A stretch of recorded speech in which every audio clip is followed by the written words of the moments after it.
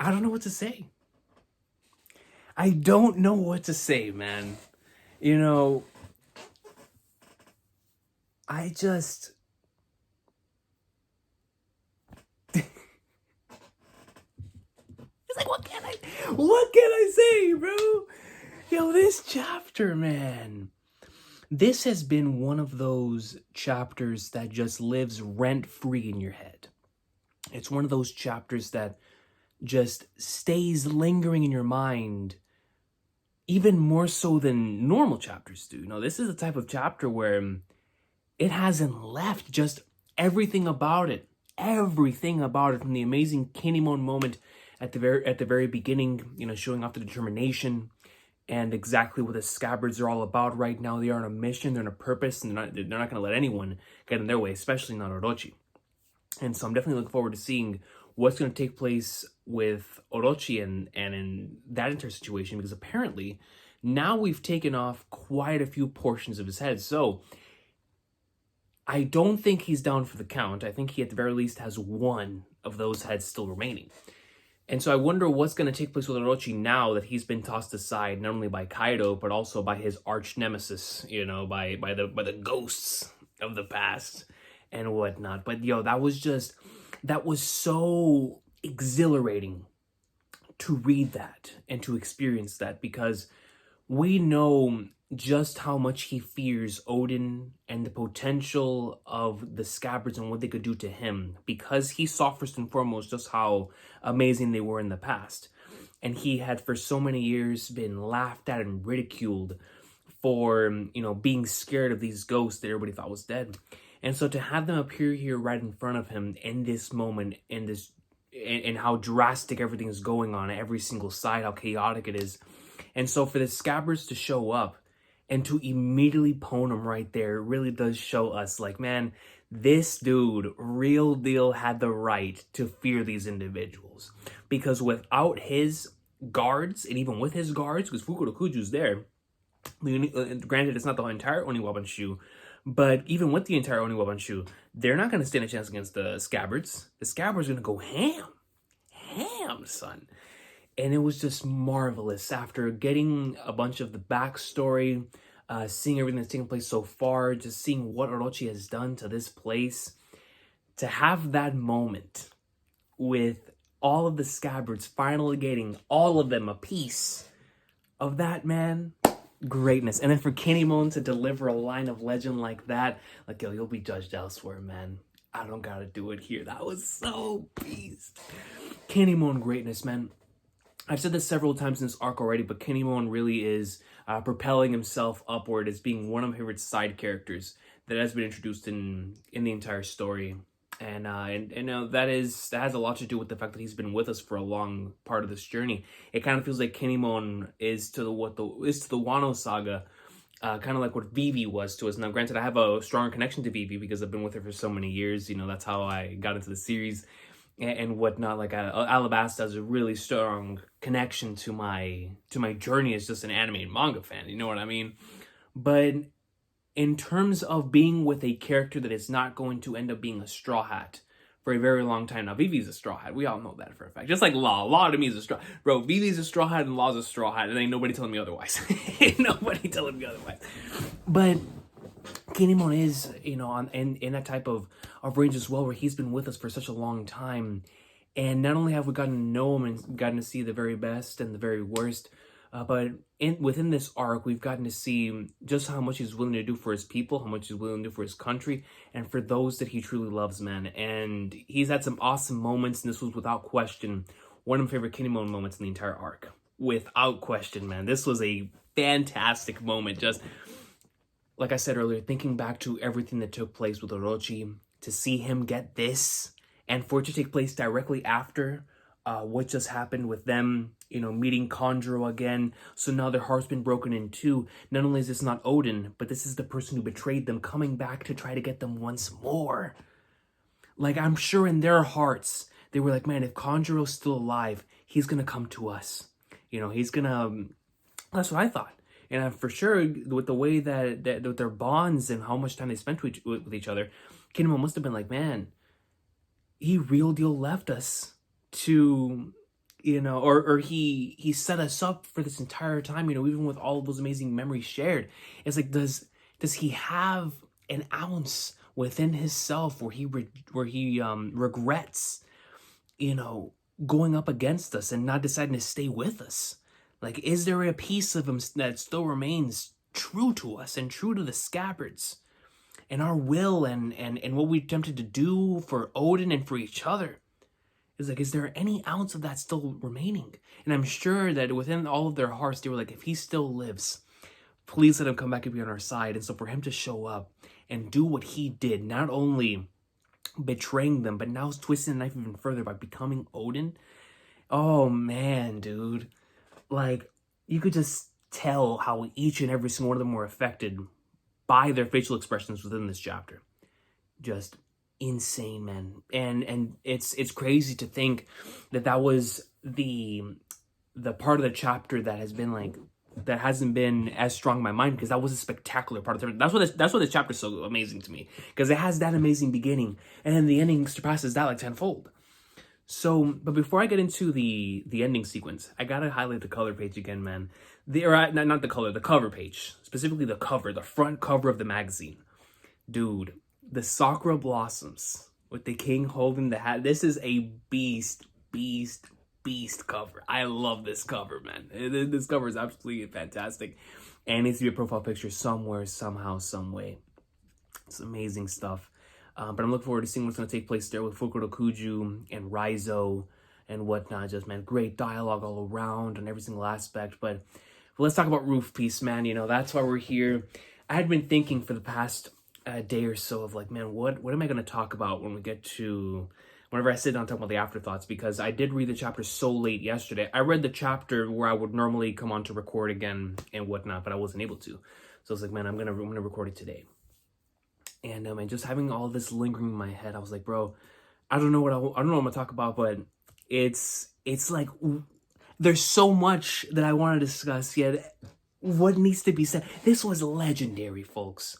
This was truly something that, you know, this entire portion in the 1000s has felt like it's been fan fiction to me of like, I can't believe that I'm experiencing such greatness.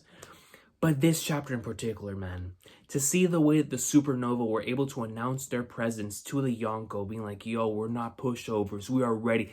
We are ready to die for this cause, man. We are 100% ready. We understand that we cannot go about this without suffering damage. Like, even if we are at the very nearest brink of death, we're going to come out of this alive, man. And just to see the determination on all 5 of them, and all 5 of them having their moments to shine within this chapter, and just all of them being showcased as the top tier caliber individuals that they are. And not only just the potential that they could have in the future, but what they have right now. You know, this chapter really focused on how strong they are in the present. You know, there's been a lot of discussion, a lot of talk about it, how strong they'll become eventually, how much influence they'll have eventually, you know, how amazing they'll become as great pirates eventually. But right now, in the moment, in the present, they are great, man. These individuals are blossoming before our very eyes, and it is beautiful to see. It is incredible to see, man. And it's like, it's nuts. It's nuts, man. Because I always, you know, think back to Sabaody and whenever the Supernovas initially got introduced, and the fact that Oda really came up with them. Now, when he says that he came up with them the week prior, I'm not sure if he's talking about all of them, because I'm going to assume, just based on how important Law and Kid have been to the story, I don't know if they were thought of that week. Like, maybe Law and Kid were always there. But if they truly were thought of the week prior to Oda drawing that chapter, which is what has been stated, that the supernova, the concept of the supernova and all of the designs were brought up the week before. Now, I don't want to twist the words. I think it was the designs and the characters, but maybe he had a general idea of like who the supernova were going to be, or that there were pirates out there who were also competing with Luffy, and then maybe like a Lara Kid. Because whenever I think to how well put together the story with going all the way back to Bellamy and Doflamingo and then and Law and that entire story. I just cannot fathom that this man was not thought of prior to that moment. You know what I mean? But if he was thought of in that moment, and then he became as great of a character as he is, then shout out to Oda, man. Shout out to Oda for coming up with something and delivering it upon a tenfold, because Law has been a magnificent character. But it's like, man, I think back to the Supernovas, and I think back to all those interviews, and it's like, bro, it's insane to me if this truly is something that he came up with the week prior, and it turned into this incredible, long-lasting thing to where all of us were so excited to see them together, fighting each other, fighting with each other. But it was always the Supernova. It was always the worst generation. The importance of the worst generation. You know, Luffy's rivals. And so to have them all here, or not all of them, but, you know, the ones that have been spotlighted the most with him. You know, his biggest rivals, and then Zoro's main rival, you know, and Killer. And so to have them all here on this roof, taking on Emperors, it's just, it's like a piece of me still doesn't, it's like, it's still hard to believe this is happening. It's still hard to believe this is happening. And just whenever I see, yo, shout out to the comment that brought it up, man. Whenever I see the Dory and Broggy pose from Big Mom and Kaido, and then they proceed to hit them with an ocean, with the ocean sovereignty, dog, and it obliterates everything in front of them, man. And to block that attack is our beloved master swordsman himself. What in the world did he do with Mihawk, bro? I mean, I understand that my guy Zoro has always been a beast, right? I understand that, man. I'll never take that away from him. But seriously, ever since the time skip started, this man has been different. Not only that, but we have not seen this man go all out. And so to have all of this taking place right here, and we're truly seeing exactly how much he's grown since the time skip, and then during that portion that we didn't really get to see. All we know is the man was out there with the monkeys and Mihawk going up in like Somar. Where did he learn? What happened? What happened to his eye? We don't know. We don't know, man. I've even got a couple comments telling me that Zoro opened his eye at the end of this chapter. Now, can you imagine that? Zoro opening his eye at the end of this chapter, Sharingan, and he brings up the Sharingan, pulls it out, man. I mean, listen, bro, I don't even think Zoro needs a Sharingan, man. After what I just witnessed in this chapter, yo, nuts. But if he truly is about to open this eye on some extremely crazy stuff, because if we look at the end of this chapter here, I don't know, man. It's like I can kind of see it, but I don't think he's opening his eye. I don't. But by the Flagnards, if that does end up happening, it does end up being the case, then that would be extremely insane, man. Just imagine the possibilities and the uproar in the community based on that. I would love to see the theories and the comments and all of that if that were to happen, man. That would be something to behold here in the community. But Zoro right here, man, you know, I saw the comments, I saw everybody talking and letting me know that Law managed to get him and everybody else out of harm's way before all that happened. But here's my thing, man. You know, I completely understand that, but my guy Zoro put himself, it's the willingness to do the act that gets it for me, man. Like, to me, the thing that has had me losing my mind from a character standpoint about this moment, and the reason why this is living so rent-free in my head, same thing with the Luffy moment that we're going to see here in a little bit, but the thing that just hits me in this chapter is not the feat itself, it's the willingness, man. It's the fact that they are here with no fear of the Emperors. I'm talking a named attack from Big Mom and Kaido that eradicated a light in front of them. And Zoro went up to willingly block that attack, knowing what was going to take place. Knowing that that thing was probably going to end what was left of him right here. He was like, yo, I'm going to do it. Because if I don't do it, who is? I'm not going to let them do it. I'm going to do it because it's something that I can do. And so that willingness coming from his character, knowing the way that his character has been throughout the entire story, to see him do this in this manner, not only is it consistent with his character, but it is such an amazing moment because it just showcases You know, he's always stayed the same with little differences, but he's grown. And I love it so much when you get to see that happen before your very eyes against somebody of this level, of this magnitude, of Big Mom and Kaido. Now, we know that he had been training with Mihawk, so to him, individuals on this tier are probably like, man, I trained with Mihawk for a long time. Now, granted, because he realizes Mihawk's strength, he knows better than anyone, which is why back in Punk Hazard, he was always like on Luffy's case, like, yo, I know how strong these dudes are, man. Like, you better tighten up and you better take this seriously because, listen, bro, I was out here training with one for a while.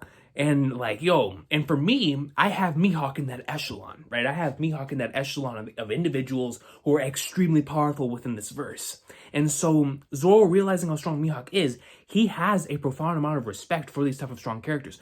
So for him to do that in this way, for him to come in there with no fear and be like, listen, I don't care if there's a named attack. I don't care if it's going to wipe out the light. I don't care if it's Kamehameha. I am going to stop this thing because that's what I'm going to do. That to me is absolutely legendary. Absolutely legendary, man. Incredible. The feat itself of him stopping the attack is amazing, but it's the character moment of him willingly wanting to do so. That's what gets me, man. And that's why I love the Zoro moment so much. It's the combination of the two. It's raw. It's awesome. It's Zoro greatness. What a magnificent moment. What a magnificent moment. Just having the opportunity to speak and be like, yo, we can't let them do what they're gonna do. We can't be wiped out by them. Like, we gotta do something. And that same type of energy was kept up through the entire rest of the chapter, and Zoro set it up right here perfectly, man. This entire arc, he's been putting up MVP caliber numbers, but man, in this chapter, he was going ham. And shout out to Law for not only getting them out of the situation right here, but then doing what he did later on at the end of the chapter, man, because this man is going in. And the great thing about Law right now is that Law is in a situation to where he's kind of like the general, now Luffy's the general, but Law is like the strategist, right? So he's, in Kingdom terms, like right now, to me, he's like 10, right? He's the one making sure the pieces are in place so that everybody has the highest chance of success. You know, hey, I put him in that role. You know what I mean? We're the coach out here, man. I put that man in the role. I was like, listen, man, I pulled up in practice, pulled up the X and O's, and I was like, Law, you're going to stand here, here, here, and here. So when push comes to shove, you better have enough energy and enough stuff within your system to go out and hit a room when push comes to shove. And to see him do that both defensively and offensively in this chapter was spectacular, man. Shout out to my boy Trafalgar D. Water Law. And then this portion right here, this was my favorite part of the chapter, man. And it is because I'm a Luffy tard. But y'all gotta understand, man, this stuff right here, there is a reason why I love this series so much. And it's to see payoff to moments that have already been built up upon, right? So when you think back to chapter 924, and think back to whenever Luffy confronted Kaido and he got one-shotted. And then his will was so strong that he knocked out the individuals that went to go check on him. And Kaido's like, man, hold on, right? I didn't break this kid's spirit. And so to go from there to now, showcasing, you know, all of the little other moments that took place within Wano and Onigashima as well. And you have Kaido getting more and more respect as time goes on. The end of last week's chapter 1000, 1001, when he saw the potential of him. But then right here, like I said, towards the end of the reaction, this is a moment of Luffy telling him, listen to me, bro. Don't look at my potential. Look at the me now. Look at the me now, man. You're afraid of the me that's here now, because if you weren't, you wouldn't have dodged this attack. You would have dodged this attack, man. Yo, who would have thought? I mean, it is One Piece, man. Dodges have always been epic. You know, we think back to the legendary moment in Return to Sabaody when Luffy hit him with a too slow. You know what I mean? That was one of the most epic dodges I've ever seen. The dodge back in the beginning of Wano. You know, this series doesn't really do the dodge in Whole Cake Island with Sanji. Going out and dodging the bean, right? Like, there's a lot of epic dodges within this story. But this one right here in Onigashima, on this rooftop, with Zoro nearly taking off this man's head and Big Mom yelling for Kaido to dodge, and now Luffy coming in with a regular base Red Hawk. Regular base Red Hawk doing the she, laughing, smiling like he's Goldie Goat himself. He forces Kaido to dodge. He forces Kaido to dodge, willingly dodge. And then he proceeds to ask him, why does he dodge? Why'd you dodge, bro? You think it would have hurt? You thought it would have hurt you a little bit? Why you dodging? And that to me is so amazing, man. Not only does it fit with Luffy's personality, but it's just such a raw line, man. Like it's a beast line. Like I want to hear that in the anime, and I want to see it in the anime. Like, yo, you thought that would hurt? Are you scared now? Okay, hey, wait until I get in Gear 4th, bro. We're gonna throw down for real. We're gonna throw down for real, man. Now when Kaido comes in. Now, this next portion was absolutely insane, and I really love this. Now I'm really starting to get a higher grasp on Kaido's hybrid form and how big of a threat Kaido's hybrid form is about to be, man. Because this is going to be crazy. You know, with just seeing the scales and the dragon tail, I mean, he just looks really, really cool in this state.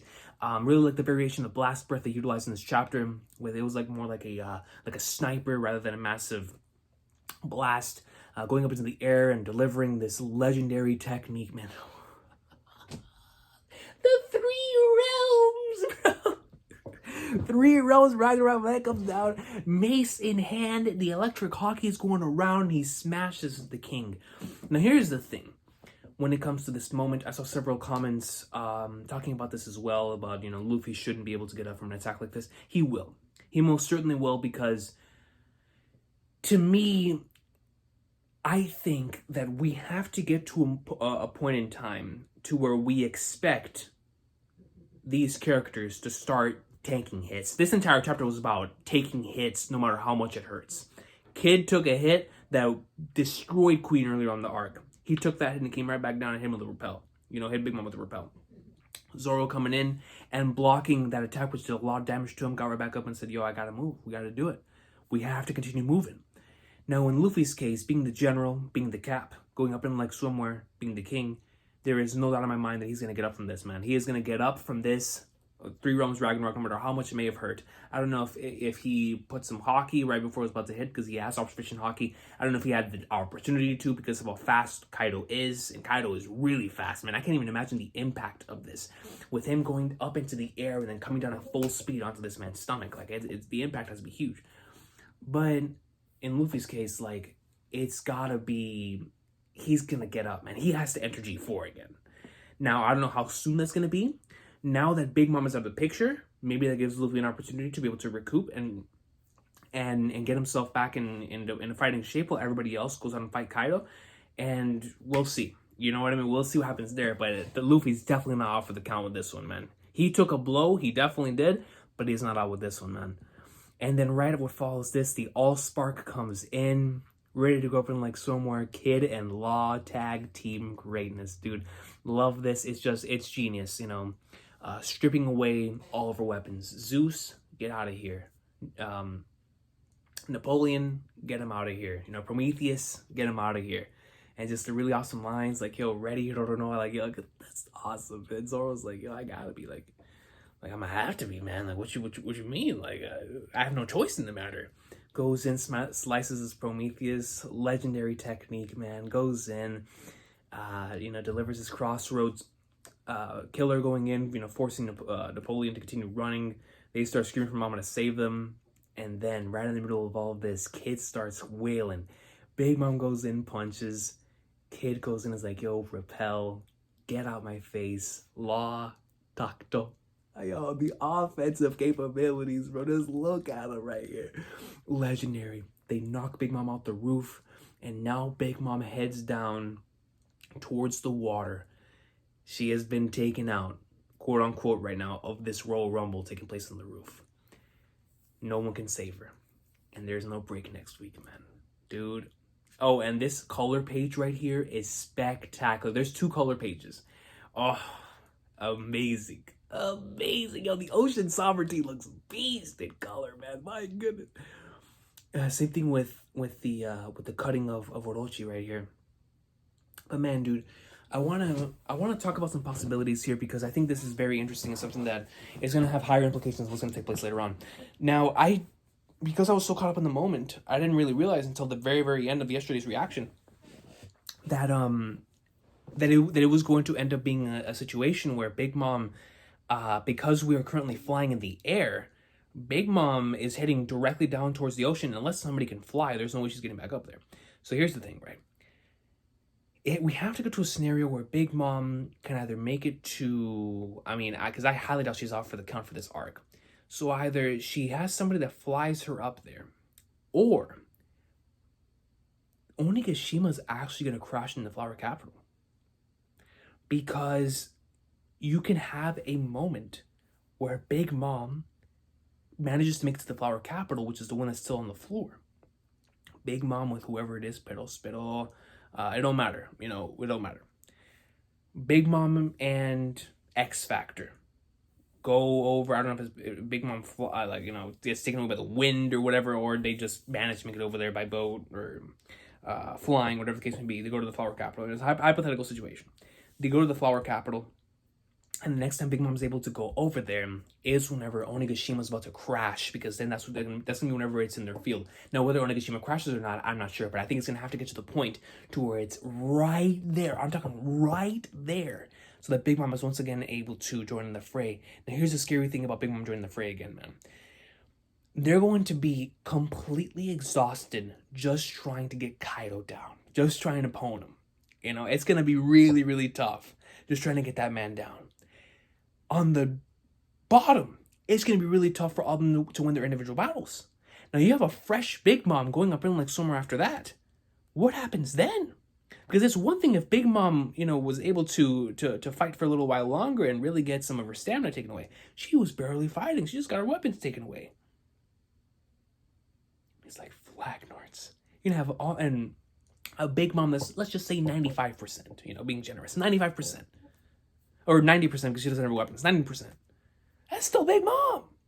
You know what I mean? So that's going to be crazy. So it feels like it's going to be a race against time to not only if Big Mom does end up going to the Flower Capital, but that's the thing. Like, I don't know what Oda's going to go with. And I think that's what's so exciting about the end of this chapter. Not only is it extremely hype and insane that they managed to actually take her off of that roof themselves, taking damage, but realizing that damage was for a good cause because they had to get Big Mom out of there. They had to separate her from Kaido with whatever means necessary.